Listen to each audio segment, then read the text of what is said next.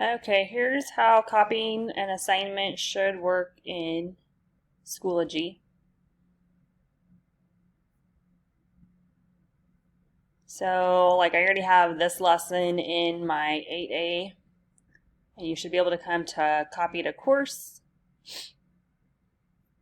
And then, like, I would want it in 8B.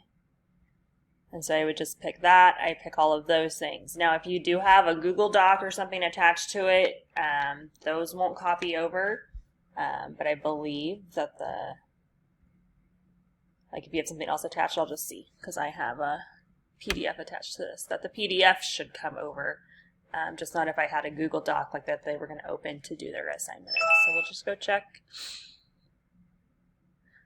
So yep, it brought that over. So that should be how you copy it. I mean, it's in my materials list and it should be in my grade book as well. Yep, there it is. So hopefully that answers your question.